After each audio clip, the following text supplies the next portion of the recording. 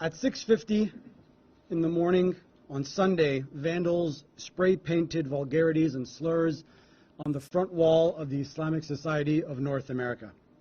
The security cameras caught what happened and revealed that 3 young men were the ones who committed this crime. An eyewitness who was attending prayer at the time in the mosque here at ISNA saw them driving away in their truck, but didn't think anything of it at the time because he hadn't realized what happened. Fortunately, no one was hurt, and the vandals did not attempt to break into the building. We reported the incident to the police and to the local FBI. Muslims have had their places of worship spray painted and vandalized before. And in fact, we've endured much worse than that. Just a few days ago in Fort Wayne, just a few hours from here, 3 people were shot dead execution style, 2 of whom were Muslims and 1 of them was a Christian brother. Our hearts and our prayers go out to them and their families. You might be expecting me to talk about anti-Muslim bigotry. You might be expecting me to talk about the history of racism in America. You might be expecting me to talk about political candidates and some of the nasty things that they've said about Muslims. Or perhaps some of the pundits in the media and the things that they've said about Muslims. Or perhaps you might be expecting me to talk about some statistics on anti-Muslim bigotry and how it's escalated since 9/11. But I'm not here to talk about any of that. I'm not even here to condemn the actions of the 3 young men who vandalized our sacred place. The error of their actions is obvious to all. I'm not here to focus on the negative, because once you start focusing on the negative, you start to take on a victim's mentality. And as Muslims in America, we refuse to be victims in our own country. Muslims will not abandon their faith simply because of some spray paint or even worse. So if I'm not here to talk about any of that, why am I here? Why have we called a press conference and invited all of you? I'm actually here to thank vandals for reminding us that for every negative, there is also a positive. You know, our Christian brothers and sisters say that the Lord works in mysterious ways. And personally, I tend to agree.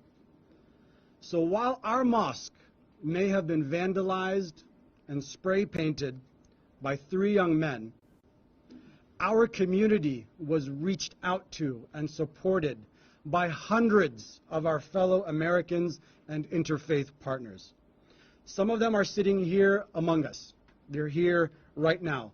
Many others, unfortunately, could not make it because of their short notice, but they send their blessings and support nonetheless. I want to thank the vandals for highlighting the fact that the bonds between Muslims and their fellow Americans and the bonds between Muslims and their brothers and sisters in other faiths is stronger than the bond between spray paint and brick.